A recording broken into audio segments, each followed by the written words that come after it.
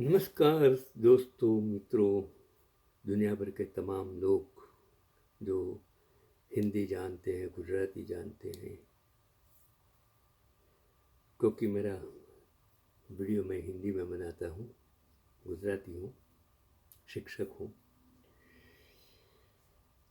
और 12 साल से वीडियो बनाता हूँ। लेकिन मुझे मोनेटाइजेशन यानी बिजनेस के लिए नहीं, आपके लिए बनाता हूँ। लाइक करें न करें वो आपका सवाल है, इनसे मुझे कोई फ़र्क नहीं पड़ता है, लेकिन आपके लिए बनाता हूँ क्योंकि ये दुनिया गजब की है।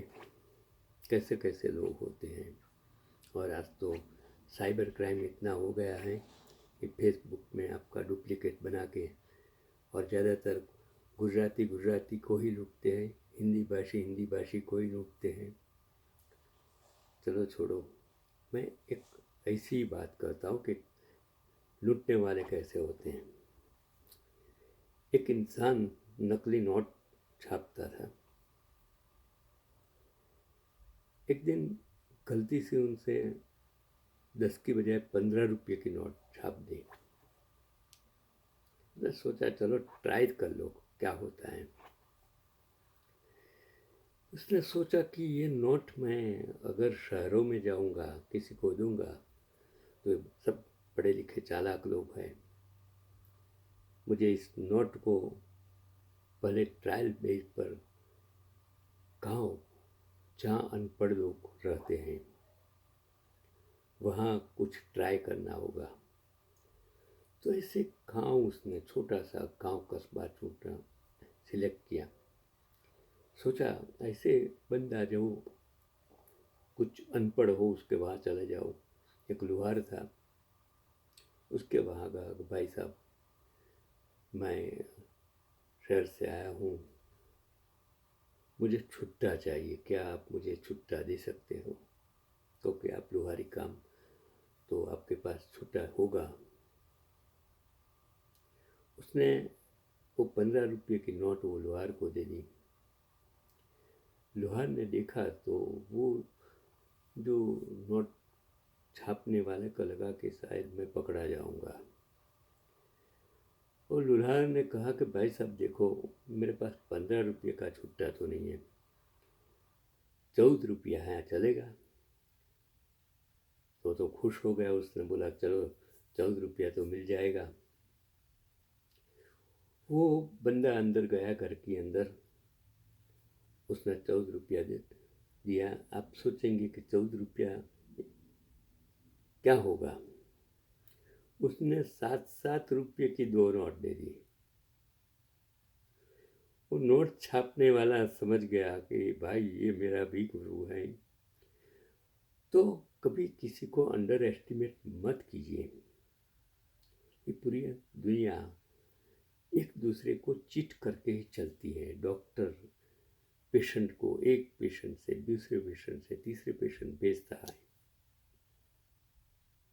वकील आपको कोर्ट में धक्का खिला खिला खिला के थकवा देता है।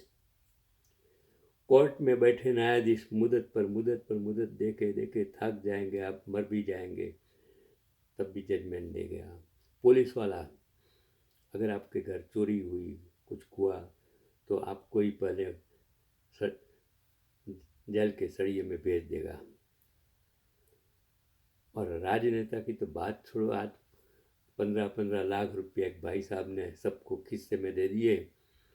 और इस दशक से वो जिनमें 4 जोड़ी कपड़े पहनकर मैं गरीब हूँ मैं गरीब हूँ, उसके चश्मे देखो अमेरिकन, ये पेन भी देखो, सब कुछ फॉरेन। और आपको बोलेगा कि भारत मेड इन इंडिया चीज़ आप यूज़ कीजिए।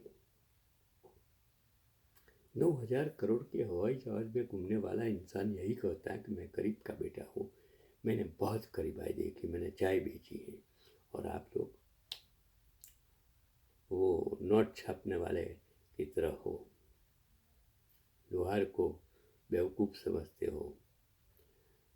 जागना जरूरी है। चलो एक अच्छी कहानी कहता हूँ कि प्रयागराज के एक साइंस ग्रेजुएट शैलेंद्र कुमार सिंह गौर ने एक ऐसा इंजन बनाने का दावा किया है जो गाड़ियों की दुनिया में क्रांति ला सकता है। मैंने पढ़ा आर्टिकल, सच झूठ आप पर छोड़ देता हूँ, लेकिन जो आर्टिकल पढ़ा कि भारत में लोग स्किल वाले बुद्धिजीवी हैं जो असल में खूब स्किल वाले हैं, उसको कोई पूछने वाला नहीं है। हमसे बात करते, मतलब जो इंसान ने स्टोरी लिखी उन्होंने कहा कि हमसे बात करते उन्होंने बताया कि उन्होंने इंटरनल कंबस्शन आईसी इंजन में एक बहुत मौलिक बदलाव किया है जिससे इसका माइलेज बहुत ज़्यादा बढ़ गया है।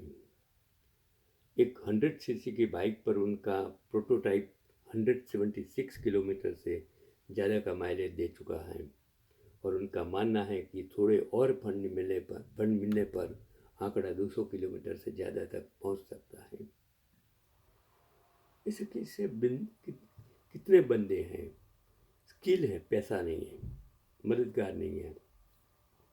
और शैलेंद्र गौर ने बताया कि उनकी तकनीक पुराने इंजनों से बहुत अलग है।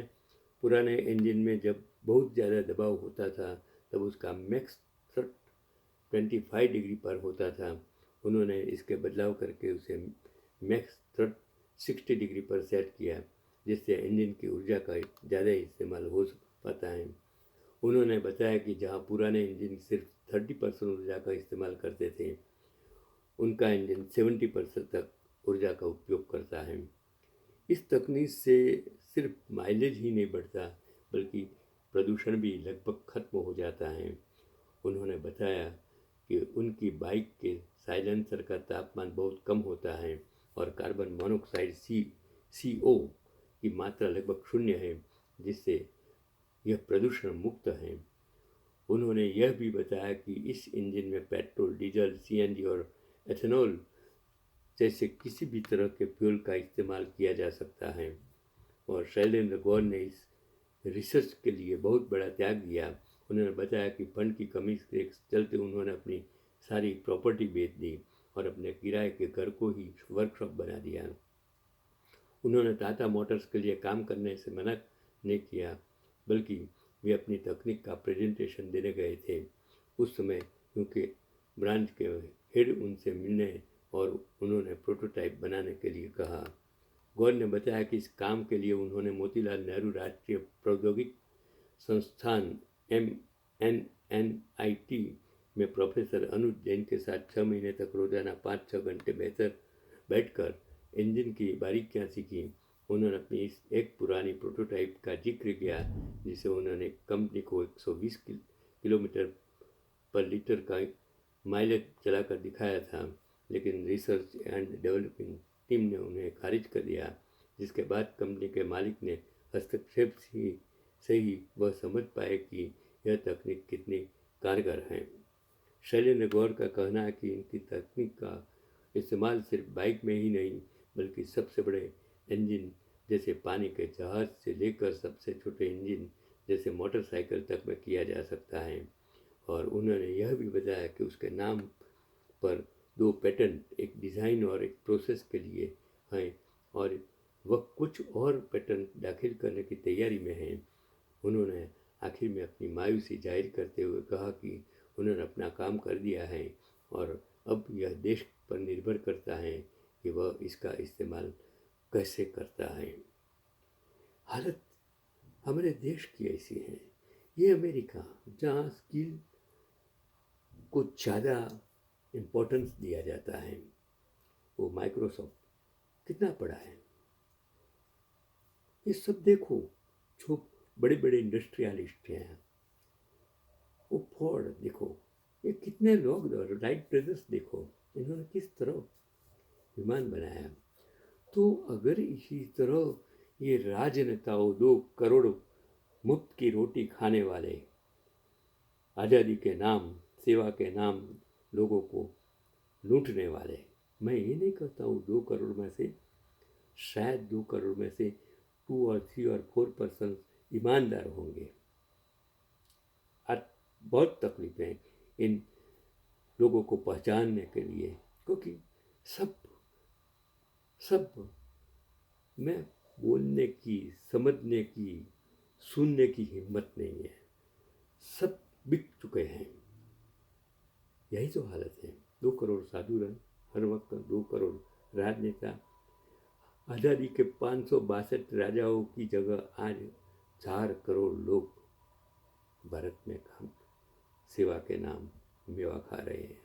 जागिए भारतवासी, ऐसे लोगों को आप मदद कीजिए जो देश के लिए काम करते हैं, आपकी महंगाई के लिए काम करते हैं, आपकी बेरोजगारी के लिए काम करते हैं, शिक्षा और स्वास्थ्य के लिए काम करते हैं। आप इनको सत्ता में लाइए। अगर जो technocrats, economist, scientist, doctors, professors, ये सब पढ़े लिखे अगर राजकारण में आएंगे तो भारत की लोकशाही टिकेगी। बाकी भारत की लोकशाही बिक गई है, ऐसा आज का मेरा आपको पैगाम है कि जागिए। ये विवेकानंद का देश है, स्वामी रामकृष्ण टैगोर का देश है, ये गांधी जी का देश है, सरदार का देश है, जिन्होंने बनाया है।